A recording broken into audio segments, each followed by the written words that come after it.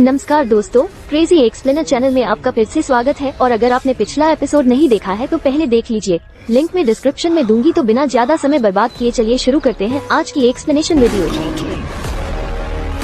आज anime recap 2022 में world's and release है।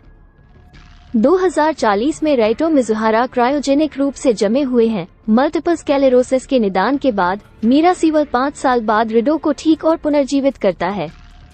मीरा बताती है कि 4 साल पहले नर किलर वायरस उभरा और पुरुष आबादी को मिटा दिया, सिवाय उनके और 4 अन्य प्रतिरक्षा पुरुषों के जो समान रूप से जमे हुए थे, और वे मानवता के विलुप्त होने को रोकने के लिए बच्चे पैदा करने के लिए बाध्य हैं।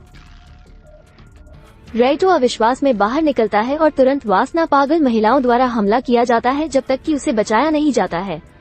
उसकी आजकल बहन महारू आती है और बताती है कि उनका भाई रियू वायरस से संक्रमित हो गया है और उसे अपनी जान बचाने के लिए जमे रहने की जरूरत है। इसके अतिरिक्त वो खुलासा करती है कि उसकी बचपन की दोस्त एलिसा ताकाबाना 3 साल पहले गायब हो गई थी। मीरा उस रात रिटो को बहकाने का प्रयास करती है, लेकिन वो उसकी प्रगति को अस्वीकार कर देता है। मीरा फिर रिटो को कई स्नान लड़कियों को दिखाती है और उसे अगले दिन अपना गर्भाधान साथी चुनने के लिए कहती है। वो इनकार करता है, चौंक जाता है और एलिसा का पता लगाने पर जोर देता है, एकमात्र महिला जिसके साथ वो बच्चे पैदा करना चाहता है। मीरा सहमत है, लेकिन कहती है कि जब तक एलिसा को पकड़ा नहीं जाता है तब तक वो हर रात एक अलग लड़की को उसके कमरे में भेजेगी जब तक कि एलिसा को पकड़ा नहीं जाता। प्रतिरक्षा पुरुषों में से एक क्योजी हिनो अपने नए जीवन में आनंद लेता है और अभिनेत्री रेना कितायामा के साथ सोता है।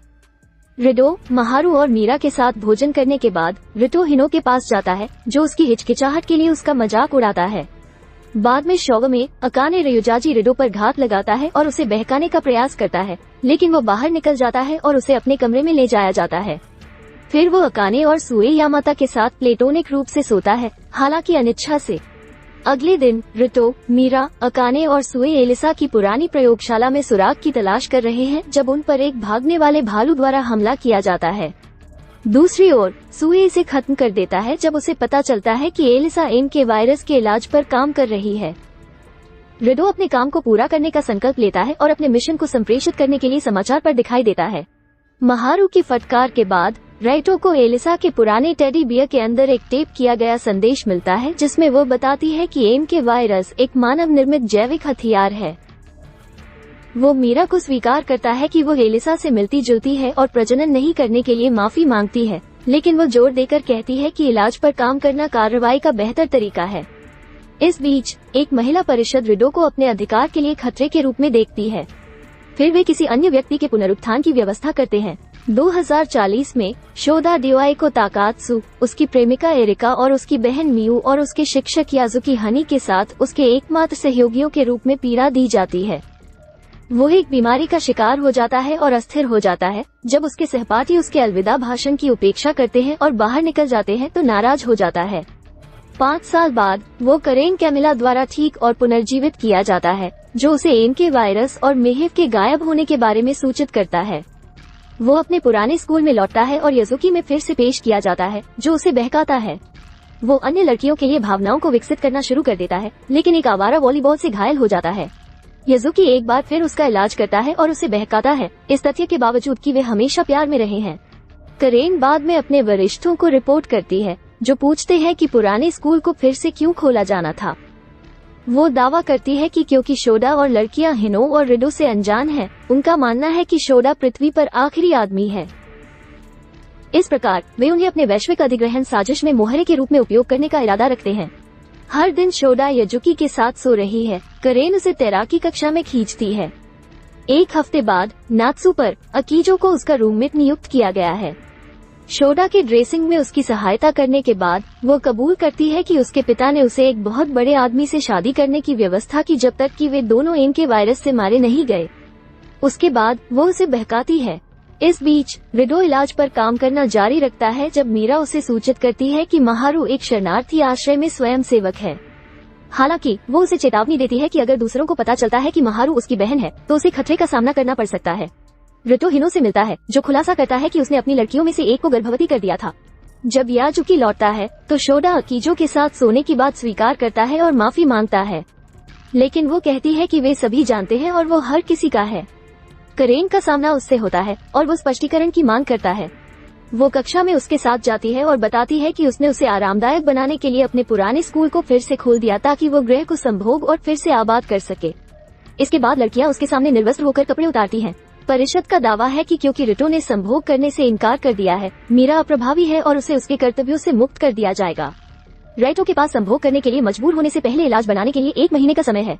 इस बीच मीरा को उसके निरंतर रोजगार के बावजूद रिटो के परिचारक के रूप में उसके पद से निकाल दिया जाता है और उसकी जगह आराए काटाजरी द्वारा ले ली जाती है, जो उसके प्रति शत्रुतापूर्ण दिखाई देती है। इसके अतिरिक्त रिडो सेवानिवृत्त वायरोलॉजिस्ट मारिया कुरोदा के साथ काम करता है। इसके बाद समूह एम के वायरस के केंद्र केमन सिटी की यात्रा करता है ताकि वायरस के पहले पीड़ित तनागुची का साक्षात्कार किया जा सके। अस्पताल में भर्ती विधवा रिटो अनिच्छा से लड़कियों के साथ गर्म पानी के झरने में स्नान करती है।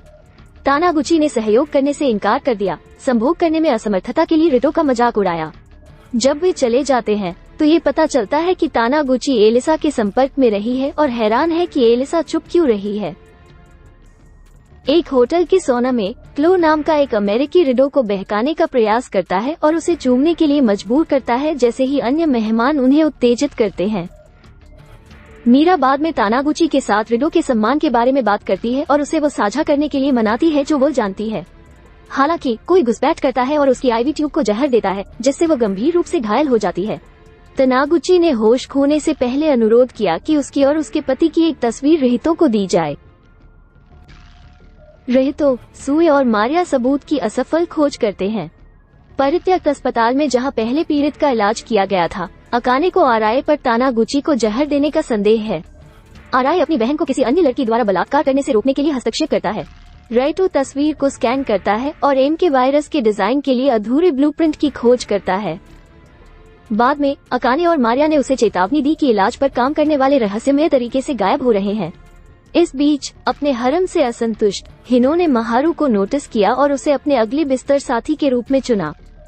नानी को उसका परिचारक रिटो और महारू को सूचित करता है, जो उसके केवल 16 होने पर आपत्ति करते हैं, लेकिन रिडो के साथ दोपहर के भोजन की तारीख के लिए सहमत होते हैं। परिषद एक प्रचार स्टंट के रूप में रिटो को राशन वितरित करने का निर्देश देती है, जबकि अकाने ने खुलासा किया कि उनकी नेता कहोरा वास्तव में उसकी मां है। आराए तब मीरा को अपने प्यार को स्वीकार करता है, जो उसे अस्वीकार कर देता है। एक स्नाइपर राशन वितरित करते समय रिटो की हत्या करने का प्रयास करता है, लेकिन रिया की बहन द्वारा रोक दिया जाता है। महारू लंच डेट पर हिनो को अस्वीकार कर देता है, जो उसे निराश करता है, लेकिन वह अपने ईर्ष्यालु हरिम के साथ सोकर उन्हें खुश करता है। रिटो, मारिया, सुए और अकाने को पता चलता है कि परित्यक्त अस्पताल का दौरा बड़ी संख्या में लापता डॉक्टरों द्वारा किया गया था। टेरिन ने शोदा को सूचित किया कि जब तक वो स्नातक नहीं हो जाता तब तक उसे स्कूल छोड़ने की अनुमति नहीं है। बाद में कक्षा अपने नए रूममेट को निर्धारित करने के लिए एक यादृच्छिक ड्राइंग आयोजित करेगी। रिकी और ऑगी जीत जाते हैं, लेकिन एरिका शंका के समान होने के कारण वो शिक्षक के लाउंज में भाग जाता है। हिरोगी प्रवेश करती है और यह खुलासा करके उसके साथ एक बंधन स्थापित करती है कि उसे भी धमकाया गया था। उसके बाद वो उसे बहकाती है। रिका गुस्से में दावा करती है कि यह उसकी बारी थी और शंका से लड़ती है, जिससे शोदा को एक बार फिर भागना पड़ा। वो यासुकी से संपर्क करने का प्रयास करता है, लेकिन कोई प्रतिक्रिया नहीं मिलती है। अकीरा टीडी, वॉलीबॉल खिलाड़ी जिसने उसे मारा, माफी मांगता है और उसे बहकाता है। करेन एक नई व्यवस्था करता है जिसमें एक लड़की उसके दैनिक नौकर के रूप में काम करेगी। वो रिका को चूमने के बाद यात्रा करता है और अपना हाथ खुरचनाता है। करेन अकीजो, शंका और अकीरा को उसके साथ साथ सोने का आदेश देता है। उपचार प्राप्त करने के बाद चिफुयुरान कुरोदा उसे बहकाने का प्रयास करता है, लेकिन वो उसे उसके बच्चे जैसी उपस्थिति के कारण अस्वीकार कर देता है। करेन उसे सूचित करता है कि यासुकी चला गया है, जिससे वो नाराज हो गया। वो अगले कुछ दिनों में लड़कियों के साथ काफी अधिक यौन आक्रामक हो जाता है।